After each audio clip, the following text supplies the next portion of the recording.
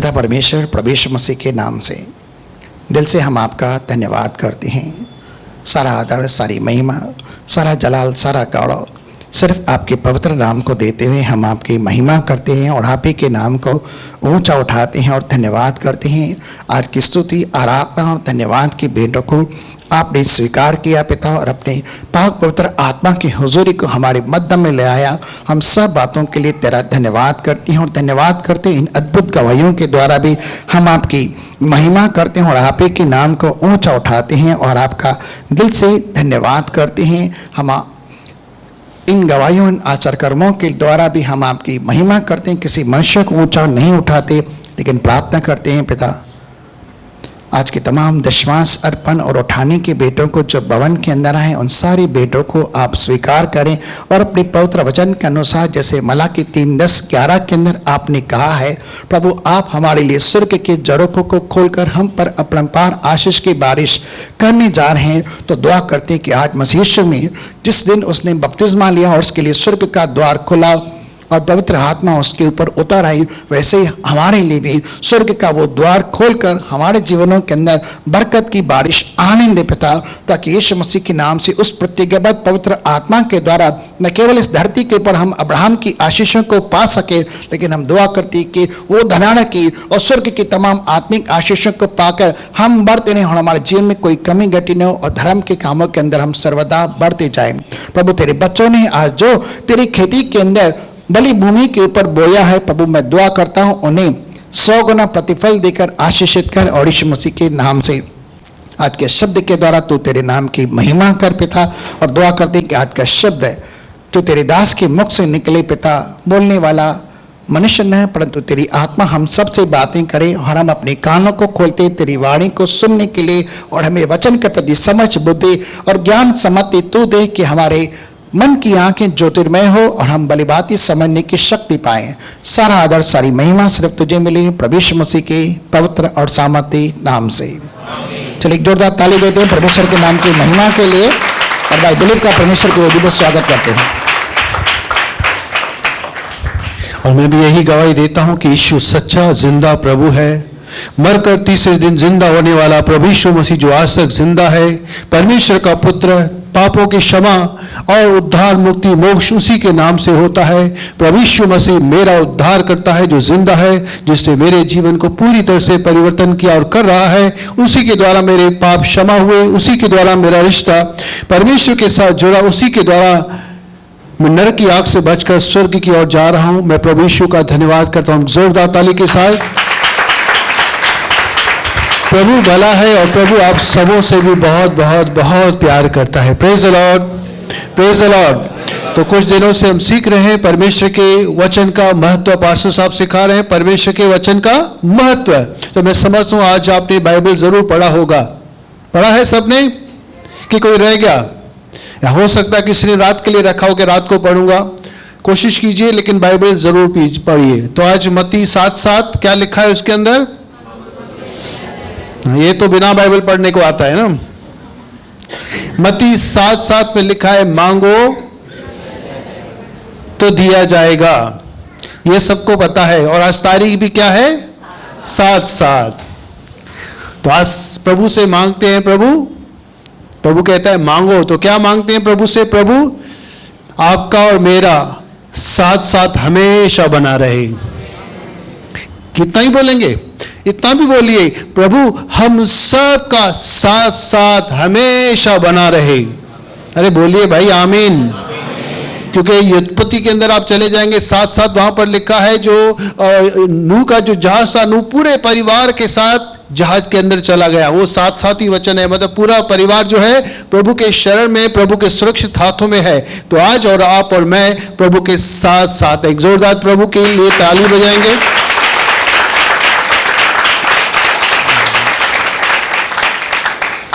प्रभु बहुत ही भला है। आइए हम वचन में जाएंगे। यूहन्ना रचित सुसमाचार 9 अध्याय का पहला वचन।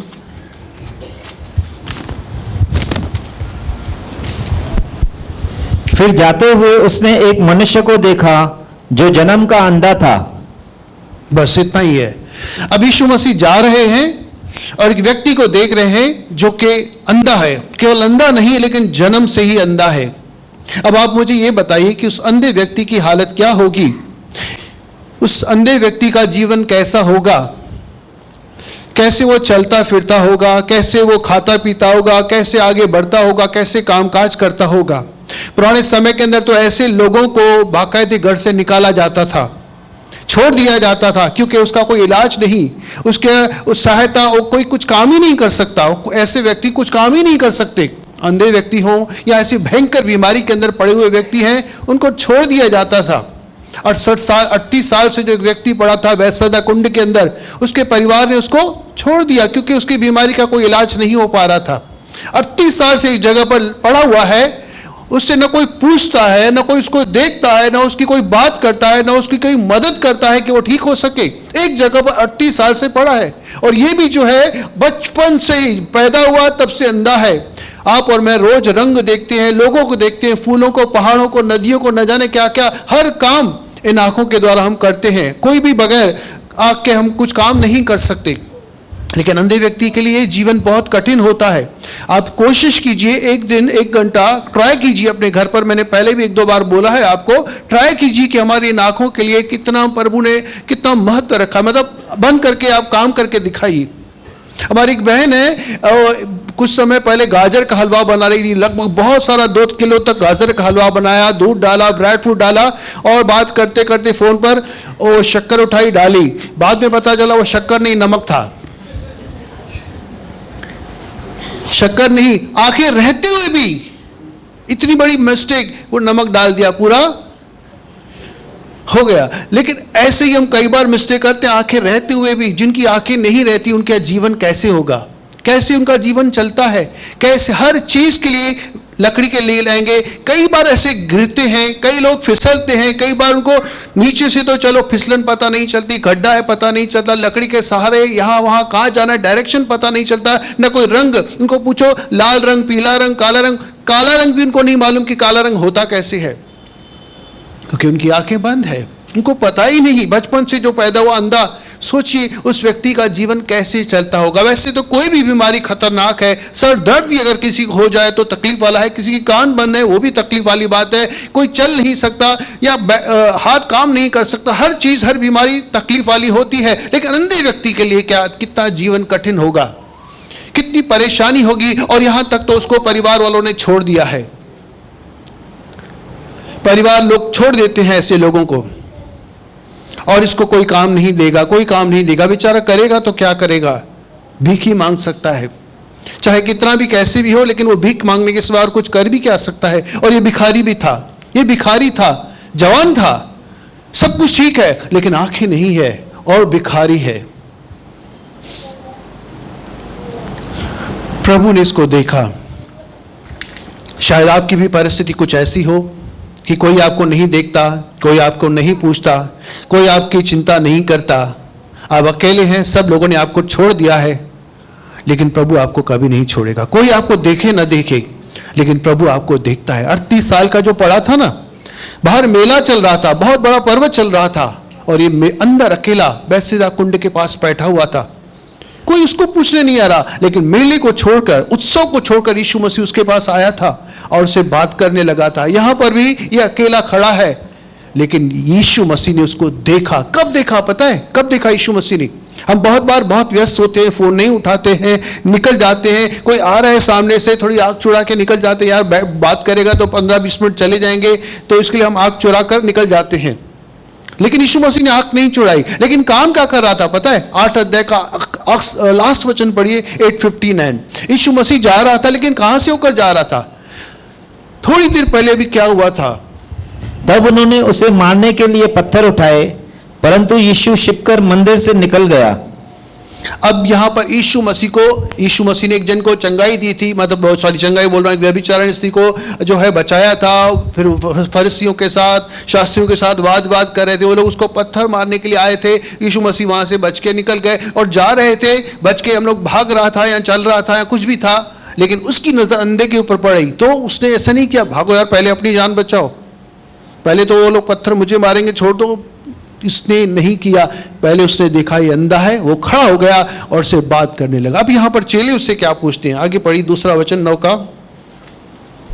वैसे अंधे लोग होते क्यों हैं?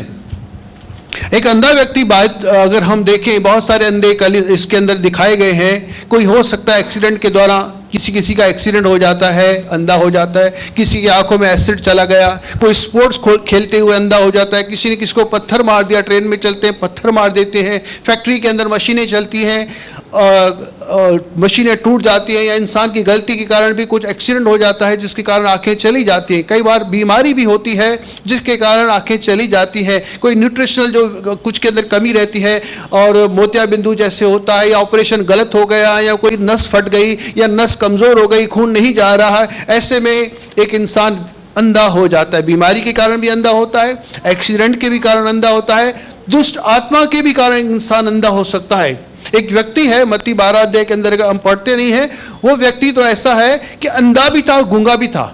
उसको कोई बीमारी नहीं थी, उसको कोई एक्सीडेंट नहीं हुआ था, लेकिन उसके अंदर दुष्ट आत्मा आ गई थी, इसके लिए वो अंधा हो गया था। लेकिन अंधे के साथ में गूंगा भी बन गया। अब उसका कैसे जीवन चलता होगा? अंधा व्यक्ति बात करके कुछ मांगेगा, लेकिन ये तो बात भी नहीं कर सकता। एक तो अंधा है और कुछ बात भी नहीं कर पा रहा, उसका जीवन कैसे चलता होगा?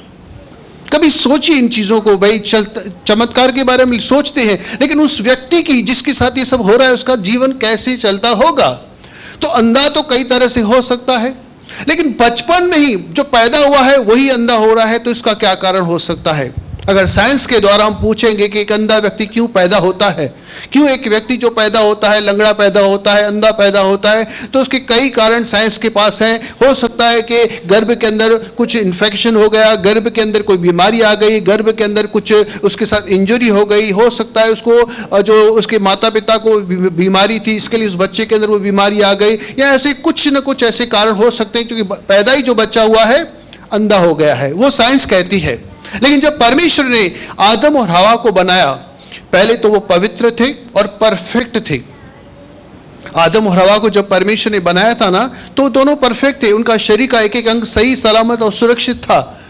उनका जीवन भी आत्मिक था, उनका जीवन भी पवित्र था, शुद्ध था, और सब कुछ ठीक था। और यहाँ तक परमेश्वर ने जब प्रभु यीशु मसीह को इस दुनिया में भेजा, तो उसका भी शरीर पूरी तरह से परफेक्ट था और पवित्र उसका जीवन था। परफेक्ट पवित्र करके उन्होंने बनाया था। ये तो बाद में पाप आ गया, शैतान ने पाप को लाकर सब गड़बड़ कर दिए। पाप ने परमेश्वर की सृष्टि को सत्यानाश कर दिया। एक श्राप उसके शरीर उनके हमारे जीवन में आ गया। धरती के ऊपर ये धरती श्रापित बन गई, इंसान श्राप के अंदर चला गया, और इसके बाद न जाने कितनी बीमारियां संकट आ गए।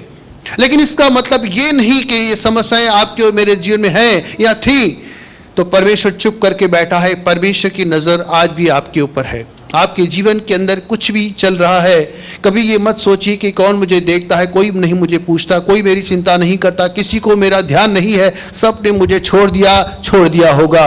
परमेश्वर कभी आपको नहीं छोड़ेगा। परमेश्वर की नजर आपके ऊपर है, चाहे दुनिया की नजर आपके ऊपर नहीं है। अब किस कष्ट से, किस तकलीफ से गुजर रहे हो, आपकी परिस्थितियां क्या है, किसी को पता नहीं है। किस तकलीफ और किस पीड़ा के अंदर आप जी रहे हो, कोई किसी को बता भी नहीं सकते हो। कोई पूछता तो नहीं है, सब ने छोड़ दिया है। लेकिन मैं आपको बताना चाहता हूं, किस कर्जे में है, किस मर्ज में है, किस परेशानी में है, कैसे आपका जीवन चल रहा है, किसी को नहीं पता। लेकिन सृष्टिकर्ता परमेश्वर, उसकी नजर आपके ऊपर है। वो सब कुछ न केवल जानता है, लेकिन वो आपको बदलना भी चाहता है, आपकी परिस्थितियों को बदलना चाहता है, क्योंकि वो आपको खुश और आशीषित देखना चाहता है। क्योंकि अपने बच्चे को खुश देखकर ही एक माँ बाप खुश रहते हैं। वो हमारा बाप है, हमारी माँ है, हम सबका परमेश्वर है। वो हमें खुश देखना चाहता है। ये नहीं कि हमें बीमार या गरीब शापों और तकलीफों में, पीड़ाओं में छोड़कर वो चला जाएगा, कभी नहीं। परमेश्वर आपसे प्यार करता है। तो यहाँ पर भी हम देखते हैं एक अंधा व्यक्ति है जो जन्म से अंधा है, और यहाँ पर यीशु मसीह कितना भी बिजी था, कितना भी घाई में था, लेकिन फिर भी उसकी नजर पड़ी और वहां पर वो रुक गया। चेले अब पूछ रहे हैं, चेले देखिए क्या पूछ रहे हैं उनसे। और उसके चेलों ने उससे पूछा, हे रबी, किसने पाप किया था कि यह अंधा जन्मा, इस मनुष्य ने या उसके माता पिता ने? अब आप बताइए, एक बच्चा पैदा हुआ ही नहीं है और अंधा पैदा हुआ है, तो उसने कौन सा पाप किया? गर्भ के अंदर क्या पाप होता है? हो सकता है इनका सवाल ये नहीं था कि गर्भ के अंदर उसने कौन सा पाप किया। हो सकता है इनका सवाल ये होगा, क्योंकि आज भी कई लोग मानते हैं कि हमारे कई 84 लाख जन्म हैं, पिछले जन्म में हमें ऐसे कर्म किए होंगे कि आज इस जन्म में हम भुगत रहे हैं। शायद उनका भी ऐसा था कि इंसान पैदा होने से पहले, शरीर में आने से पहले आत्मा में रहता है, आत्मा में उन्होंने कुछ तो गड़बड़ किया होगा। या पिछला उनका कोई जन्म हुआ रहेगा, तब उसने गलती की होगी, तब जाकर आज इस जन्म में इसको इतनी भयंकर तकलीफ मिल रही है। मैं जानता हूं कई चीजें हैं जब जीवन में हमारे घटती है। कभी किसी के घर में एक्सीडेंट हो गया, किसी की बिल्डिंग गिर गई, किसी का नुकसान हो गया, किसी का एक्सीडेंट हो गया, किसी का कुछ भी हो गया, सीधा हम यही डिसीजन ले लेते हैं कि इसने कोई ना कोई गड़बड़ जरूर की होगी, कोई ना कोई पाप जरूर किया होगा। हमें निश्चित जानते हैं कि तकलीफ आई है तो पाप पक्का है, सीधा जजमेंट हम लोग करते हैं, है ना। किसी के जीवन में तकलीफ आई है, नुकसान हुआ है, किसी का देहांत हो गया है, कोई बीमार पड़ गया है, मतलब उसने गलती की होगी या तो पाप किया होगा, तब उसके कारण दंड आया है। डायरेक्ट यीशु मसीह दंड देने आया था? क्या यीशु मसीह दंड देने आया था कि क्षमा करने आया था? तो हम तुरंत डिसीजन लेते हैं। अय्यूब के विषय में भी उसके दोस्त यही कह रहे थे, तूने पाप किया होगा, पाप। लेकिन पर्दे के पीछे क्या चल रहा है? हमें सामने कुछ दिख रहा है, लेकिन इसके पीछे क्या चल रहा है ये हम नहीं देख सकते। पर्दे के पीछे कुछ और चल रहा था। उसने कोई पाप नहीं किया था अय्यूब ने। वैसे अब लूका 13 अध्याय के अंदर भी चले जाओ कि एक राजा हेरोदेस था, उसने कुछ लोगों को मार डाला था, उनका खून उसके बलि पशु के साथ मिलाया था। लोग कहते हैं इन्होंने पाप किया, इसके लिए उनके साथ ऐसा हुआ। कुछ समय के बाद कुछ 17-18 लोग मर गए थे। गुम्मट, एक बहुत समझो बिल्डिंग कोई गिर गई, एक पिल्लर गिर गया, उनके लोग सब 17-18 लोग मर गए। एक ब्रिज गिर गया, कोई बिल्डिंग गिर गई। हम सीधा डिसीजन लेते हैं इन्होंने गलती की, पाप की। तो लेकिन यीशु मसीह ने उनसे ये नहीं कहा कि उन्होंने पाप किया। पाप तो हम सब करते हैं, गलतियां हम सबके अंदर हैं, लेकिन अगर तुम मन नहीं फिराओगे तो तुम भी इसी रीति से नष्ट हो गए। यीशु मसीह बार बार उनको कहता है, ये नहीं है कि उन्होंने पाप किया था, इसके कारण उनके ऊपर कष्ट आया। लूका 13 अध्याय के अंदर आप पढ़ेंगे तो ऐसा लिखा है। तो हम डायरेक्ट डिसीजन पे ना है, कभी भी डायरेक्ट जजमेंट नहीं करेंगे। अगर कोई तकलीफ में है, हो सकता है उसका कोई कारण हो। तो यीशु मसीह यहां पर उसका जवाब दे रहा है। क्या जवाब दे रहा है? यीशु ने उत्तर दिया कि न तो इसने पाप किया था, न इसके माता पिता ने, परंतु यह इसीलिए हुआ कि परमेश्वर के काम उसमें प्रकट हो। अब इस परमेश्वर किसी का पाप नहीं खोलता। हालांकि हम सब पापी हैं, बहुत भयंकर पाप मैंने किए, लेकिन कभी भी यीशु मसीह ने किसी को बताया नहीं दिलीप ऐसा करता है या दिलीप ऐसा करता है। आज भी उसके जीवन में ऐसा चल रहा है, आज भी उसके जीवन में ऐसा है।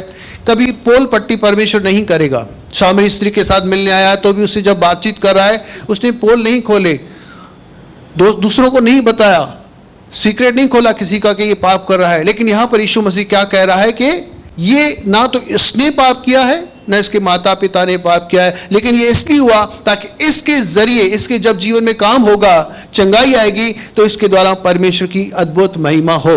तो परमेश्वर ने, यीशु मसीह ने स्ट्रेट फॉरवर्ड जवाब दिया। जरूर नहीं कि पाप के कारण तकलीफ आई है, जरूर नहीं कि पाप के कारण बीमारी आई है, जरूर नहीं कि पाप के कारण ही संकट आया है। हो सकता है इसका कारण दूसरा हो सकता है टेस्ट चल रही है उसकी, शैतान उसका टेस्ट ले रहा है और परमेश्वर इसको सामने खड़ा कर दिया है और उसको परमेश्वर ऊपर उठाना चाहता है। तो उसका कारण कोई भी हो सकता है, जरूर नहीं कि पाप। हम हमेशा ब्लेम न करें, हमेशा हम किसी के ऊपर उंगली न उठाएं कि इसके साथ ऐसा होगा। वैसे एक चीज और बता दूं, एक अंधा इंसान, अगर आपकी आंखें अच्छी है ना, तो भी हम अंधे कब बन सकते हैं? जब रोशनी हो ही नहीं। अगर रोशनी नहीं है तो भी हम अंधे ही हैं, भले आपकी आंखें अच्छी हैं। अब यहां पर मैं सारी लाइट बंद कर दूं, सब अंधेरा हो जाएगा, किसी को कुछ दिखाई नहीं देगा, कोई किसी को पहचान नहीं पाएगा। क्यों? क्योंकि लाइट ही नहीं है। भले आपकी और मेरी आंखें अच्छी हैं, तो अब्सेंस ऑफ लाइट, यानी कि अंधकार अगर है तो भी इंसान को कुछ नहीं दिखता। ठीक है, कई कारण हो सकते हैं कि इंसान अंधा क्यों है, तो कई कारण है इसके।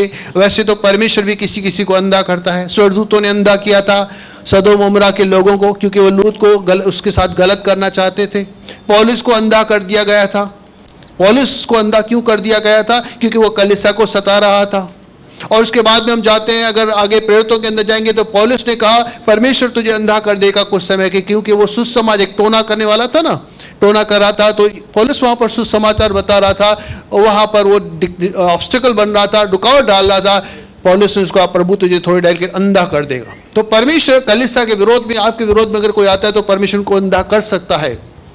परमेश्वर भी अंधा कर सकता है, शैतान भी अंधा कर सकता है, समस्त पाप भी हमें अंधा कर सकता है। लेकिन ये कुछ भी नहीं हो तो दूसरा कारण है, परमेश्वर की महिमा के लिए भी तकलीफ आ सकती है, ताकि उस तकलीफ से निकालकर परमेश्वर अपनी महिमा उठाए। तो आगे पढ़ते हैं क्या किया यीशु मसीह ने। चलिए देखते हैं एक वचन, 9 अध्याय 6-7। यह कहकर उसने भूमि पर थूका और उस थूक से मिट्टी सानी और वह मिट्टी उस अंधे की आंखों पर लगाकर उससे कहा, जा शीलो के कुंड में धो ले, जिसका अर्थ भेजा हुआ है। सो उसने जाकर धोया और देखता हुआ लौट आया। अब यहां पर देखिए यीशु मसीह क्या कर रहा है। इससे पहले भी प्रभु यीशु मसीह ने अंधे ठीक किए थे। किसी को वो छूता था, किसी को बोलता था तेरे विश्वास ने जो तुझे ठीक किया, किसी को किस तरह से वो ठीक कर रहा है। लेकिन यीशु मसीह यहां पर कुछ अलग तरीका अपना रहा है। क्या तरीका अपना रहा है? थूक रहा है, मट्टी बना रहा है, मट्टी में से गोल एक बना रहा है और उसके बाद उसकी आंखों पर लगा रहा है और उसको कह रहा है जाके धो ले, इस श्लोक वहां पर जाकर धो ले। और उसने ऐसा किया, वो गया, उसने धोया और वो देखने लगा। ये कैसा तरीका है? वो तो डायरेक्ट भी उसको चंगाई दे सकता था, उसको कह सकता था ठीक है, लेकिन इसने विश्वास किया नहीं था।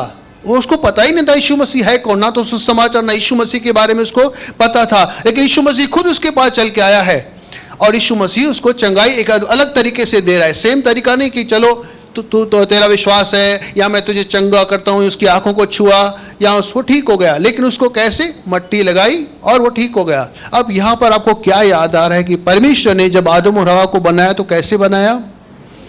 मट्टी उठाई, उसको बनाया और एक पुतला बनाया और उसके अंदर सांस डाल दिया। अब ये जन्म से ही अंधा है, मतलब गर्भ के अंदर ही कुछ चीज रह गई थी। जैसे ये मैं समझता हूं गर्भ के अंदर कुछ चीज बनाना बाकी रह गया था, परमेश्वर ने छोड़ दिया। अब प्रभु यीशु मसीह उस काम को कंप्लीट कर रहा है, मट्टी उठा रहा है और कुछ तो कर रहा है, उसकी आंखों पर लग रहा है, कंप्लीट इंसान बना रहा है, उसकी आंखें ठीक हो जाती हैं। तो यहां पर यीशु मसीह दिखा रहा है कि वो सृष्टि करता है।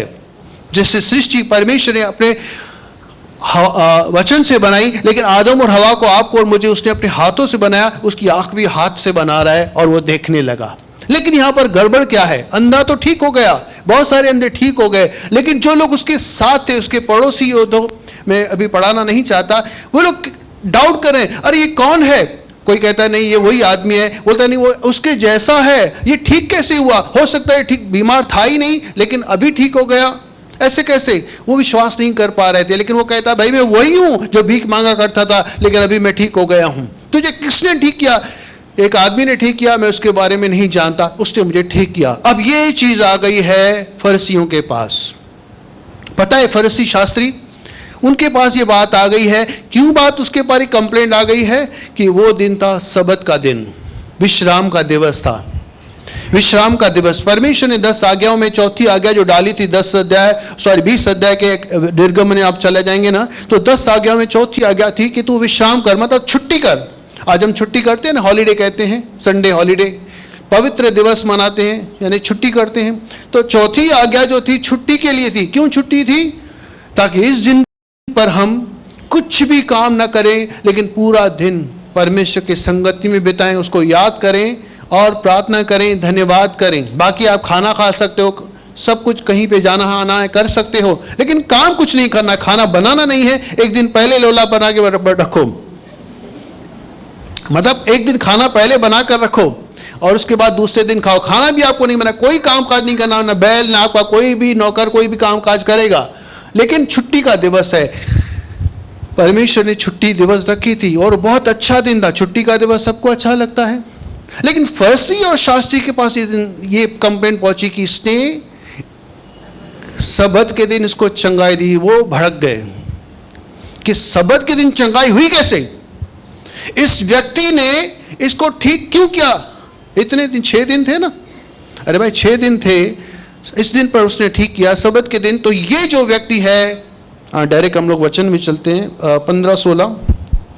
फिर फरीसी ने भी उससे पूछा, तेरी आंखें किस रीति से खुल गई?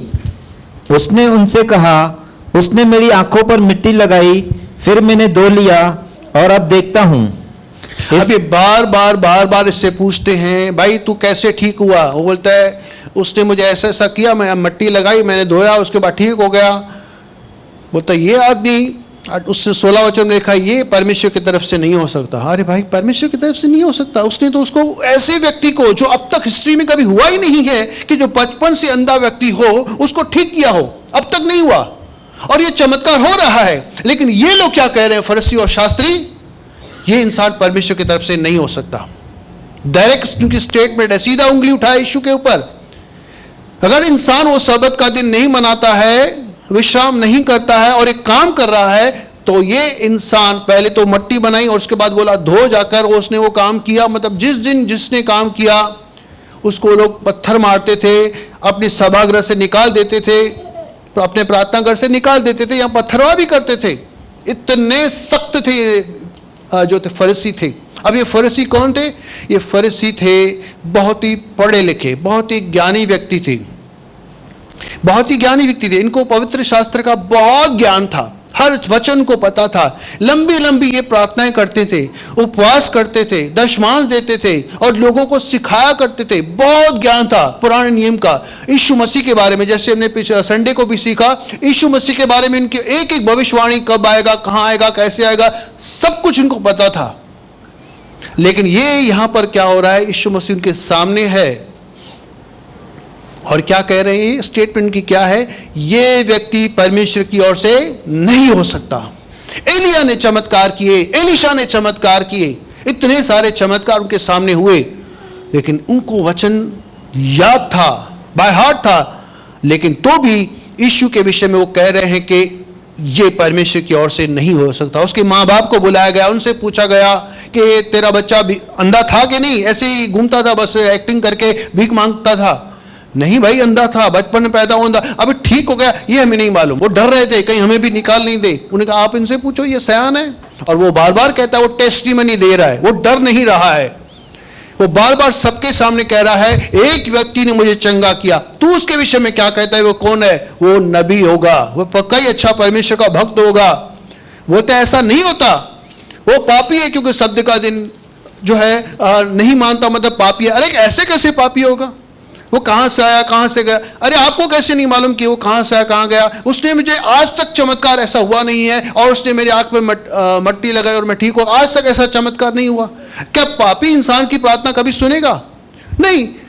वो अच्छा इंसान था, भक्त इंसान था, परमेश्वर की ओर से था, तभी तो मैं ठीक हुआ हूं। नहीं तो पापी इंसान होता तो मैं ठीक होता ही नहीं। वो बार बार उसकी गवाही दे रहा है। वो जब पूछ रहे थे तो वो बोला तुमको चेला होना है क्या उसका? तुम बार बार उसके बारे में पूछ रहे हो। बोला हमको चेला उसका नहीं, हम मूसा के चेले। उसको निकाल दिया अपने उस प्रार्थना घर से।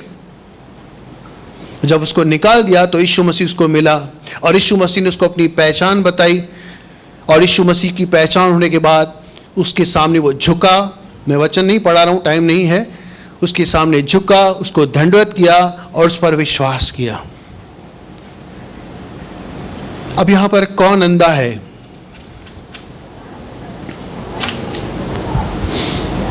अंधेपन के भी बहुत सारे अलग अलग प्रकार होते हैं। एक होता है इन आंखों से अंधा, एक होता है मन का अंधा। जिन शैतान 4-4 सेकंड को रीति में चला तो मन को उसको जो है अंधा करने वाला शैतान है, जो लोगों के मन को अंधा करता है। लोग पहचान नहीं पाते ताकि सुसमाचार की ज्योति उनके ऊपर ना चमके। लेकिन एक होते हैं आत्मिक रीति से अंधे। यहां पर कौन अंधा है? फरिस्ती, शास्त्री, या जो पढ़े लिखे इंसान है, जिनको बहुत ज्ञान है। किस चीज इनको जो है अंधा बनाया? घमंड ने। उनके अंदर बहुत सारा घमंड था, उनके अंदर उस घमंड ने उनको गिरा दिया। वो सोचते थे कि हमारे जैसा कोई है ही नहीं।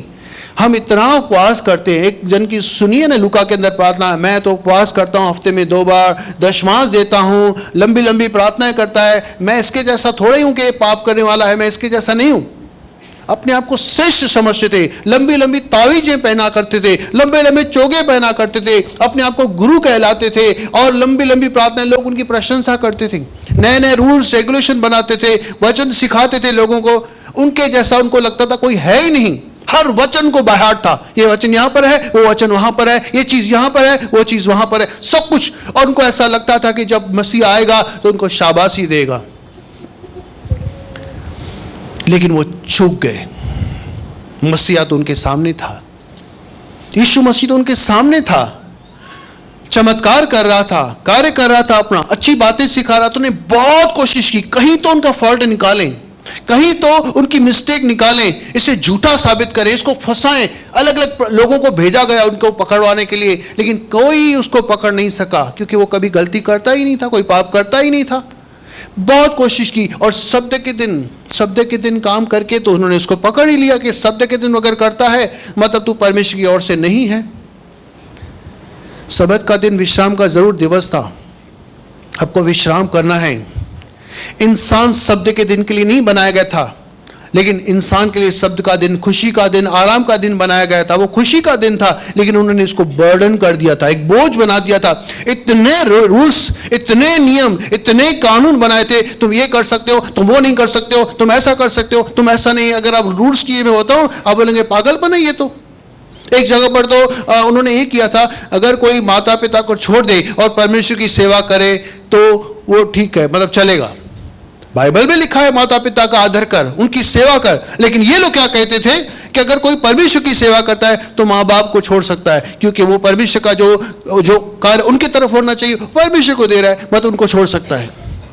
तो यीशु मसीह उनको क्या कहता है, ये व्यर्थ मेरी आराधना करते हैं, क्योंकि इनका मन तो मुझसे बहुत दूर होता है। ये मनुष्य की आज्ञाओं को, मनुष्य के रूल्स रेगुलेशन को परमेश्वर के वचन से बड़ा करते सिखाते हैं। परमेश्वर का वचन टूटने दो, चलेगा, लेकिन मेरी आज्ञा नहीं टूटनी चाहिए, उनके रूल्स नहीं टूटने चाहिए। सबत के दिन उन्होंने जो बनाए थे रूल्स नहीं टूटने चाहिए। इतना उनके अंदर घमंड था, इतना इनको ऐसा था, और ये चूक गए, यहां पर वो चूक गए। जब यीशु मसीह ने संदेह को ठीक किया तो उसके बाद लास्ट का वचन पढ़ते हैं, 9:39। तब यीशु ने कहा, मैं इस जगत में न्याय के लिए आया हूं, ताकि जो नहीं देखते वे देखें और जो देखते हैं वे अंधे हो जाएं। आगे, जो फरीसी उसके साथ थे उन्होंने ये बातें सुनकर उससे कहा, क्या हम भी अंधे हैं? यीशु ने उनसे कहा, यदि तुम अंधे होते तो पापी न ठहरते, परंतु अब कहते हो कि हम देखते हैं, इसीलिए तुम्हारा पाप बना रहता है। अब फरीसी जो शास्त्री जो है वो बोलते हैं कि हम अंधे हैं। यीशु मसीह क्या कह रहा है, इनको सुनिए। यीशु मसीह कह रहा है, मैं इसलिए आया हूं ताकि जो अंधे हैं वो देखने लगें, और जो देखते हैं वो अंधे हो जाएं। जो देखते हैं वो अंधे हो जाएं, जो नहीं देखते हैं वो देखने लगें। अब यहां पर जो अंधा था वो देखने लगा था, और ये जो है देख रहे हैं, वो कहते हैं हम भी अंधे हैं क्या? वो अपने आप को शानी समझ रहे हैं, हम लोग भी अंधे हैं क्या? भाई तुम खुद कह रहे हो तुम देखते हो, तो भी विश्वास नहीं कर रहे हो मुझ पर, तो अंधे ही ठहरे ना, तो तुम्हारे ऊपर दोष बना रहेगा। तुम शरीर की रीति से देख रहे हो, लेकिन ये आत्मीय रीति से भी देख रहा है, शरीर की रीति से, ये दोनों तरीके से ठीक हो गया है। इसकी आंखें तो खुल गई हैं, ये आंखें, लेकिन इसकी मन की भी आंखें खुल गई हैं, और उसने उसको प्रभु स्वीकार किया था, उसको दंडवत किया था। लेकिन ये लोग जिनको सब कुछ पता था, उस अंधे को तो कुछ ज्यादा नहीं पता था, कुछ नहीं पता था, लेकिन फिर भी उसकी अंदर की आंखें, आत्मिक आंखें खुल गई, और उसने उसे प्रभु स्वीकार किया। लेकिन ये जो सब कुछ जानते थे, उनके ज्ञान ने उनके अंदर एक घमंड उत्पन्न किया, और उस घमंड उनको ले डूबा, और सच्चे परमेश्वर को वो देख नहीं पाए, वो अंधे थे, और ये अंधापन को ले डूबा। घमंड, कई बार हमारे पास ज्ञान बहुत होता है और ये ज्ञान घमंड भी उत्पन्न करता है। बाइबल बहुत पढ़िए, लेकिन कभी भी अपने अंदर घमंड आने नहीं दीजिए। अब एक चीज मैं क्यों कहना चाहता हूं, इनके अंदर क्या नहीं था, फरीसियों शास्त्रियों के अंदर क्या नहीं था? अगर होता तो यीशु मसीह को अंधा नहीं कहता। यीशु मसीह ने कई जगह पर उनको अंधा कहा है, ये अंधे अगवे हैं, अंधा अंधे को मार्ग दिखाएगा, दोनों गिरेंगे। मत्ती 23 अध्याय चलो, मत्ती 15 अध्याय पढ़ो, हर जगह पर उनको अंधा अंधा पाखंडी कहता है। क्यों कहता है? क्या इनके अंदर नहीं था? सब कुछ तो था। फास्टिंग कर रहे हैं, प्रार्थनाएं कर रहे हैं, बाइबल पढ़ रहे हैं, लोगों को सिखा रहे हैं, सब कुछ तो कर रहे हैं। क्या नहीं था इनके पास? इनके पास प्यार नहीं था, इनके पास दया नहीं थी। सब कुछ था, दशवांश भी दे रहे हैं, प्यार नहीं है, दया नहीं है, वो अपने जैसा किसी को समझते ही नहीं है। यीशु मसीह ने कहा तुम अंधे हो। बाइबल पूरा प्यार का निचोड़ है। जिसने प्यार किया पूरा बाइबल उसने पूरा किया। भले बाइबल का कोई भी ज्ञान आपके पास नहीं है, कौन सा वचन कहां पर लिखा है, कौन सी बात कहां पर है, कौन नबी क्या कह रहा है, आपको नहीं पता। अगर आपने प्यार किया पूरी बाइबल कंप्लीट कर दी आपने। कुरिन्थियों पहला कुरिन्थियों 13 अध्याय पढ़ो कि प्यार का क्या है। अगर मैं सब कुछ दान में दे दूं, बड़ी बड़ी भविष्यवाणी करूं, बड़े बड़े चमत्कार करूं, प्रार्थना करूं, बड़े बड़े पहाड़ हट जाएं, अपना शरीर तक छिलना दूं, सब कुछ दान प्रदान कर दूं, लेकिन प्यार नहीं करता, सब व्यर्थ है, सब व्यर्थ है। पहला यूहन्ना के अंदर आप चले जाओगे 2 अध्याय के अंदर लिखा है, जो नफरत करता है अपने भाई से वो हत्यारे अंधा है, अंधा व्यक्ति। हम विश्वास की अगर नफरत कर रहे हैं, एक बहन बहन से, भाई भाई से, या कोई भी किसी से नफरत कर रहे हैं, हम भी अंधे हैं। एक घूस है, किसी को रिश्वत होती है, वो अंधा कर देती है, लालच अंधा कर देती है, घमंड अंधा कर देता है। लेकिन अगर किसी से और नफरत भी करता हूं तो वो भी अंधा कर देता है हमें। और अंधा व्यक्ति, वैसे तो मैं बताऊं, हम भी सब, एक बार मैंने ये बांटा था यहाँ पर कि हम सब अंधे थे, जब जन्म से ही हम अंधे हैं। बचपन से जब हम पैदा हुए तब से हम अंधे थे। अंधे का मतलब क्या? कि हम आत्मिक रीति से अंधे थे, कि हमें पता ही नहीं था कि ईश्वर है कौन। इस चीज को, उस चीज को, उस चीज को हम ईश्वर समझते थे, लेकिन जो कि ईश्वर नहीं थे, हमें पता ही नहीं था। लेकिन यीशु ने कहा, जगत की ज्योति मैं हूं, जो कोई मेरे पीछे आएगा वो कभी अंधकार में नहीं भटकेगा। यीशु मसीह ने वो जगत की ज्योति हमें दी। वो ज्योति हमारे बनकर हमारे जीवन में आया, हमारे आत्मिक रीति से जो अंधापन था दूर किया, और आज हम देख सकते हैं परमेश्वर है। हम देख सकते हैं कि हमारा प्रभु हमारे मध्य में है। हम प्रभु से बात करते हैं, प्रभु की आवाज को सुनते हैं, प्रभु को देखते हैं अपने जीवन में। कहते हैं प्रभु मेरे साथ है, प्रभु मेरे अंदर है।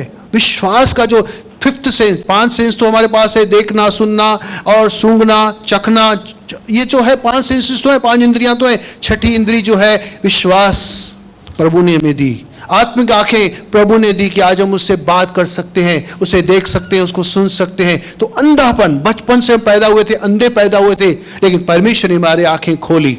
ये भी अंधा पैदा हुआ था, प्रभु ने इसकी दोनों आंखें खोली, शारीरिक आंखें भी खोली और आत्मिक आंखें भी खोली। और आज हम, ये एक वचन कहता है, मैं अंधा था, अब मैं देखता हूं। क्या आप ये कह सकते हैं? मैं अंधा था, मैं अब देखता हूं। क्या देखता हूं? यीशु मसीह प्रभु है।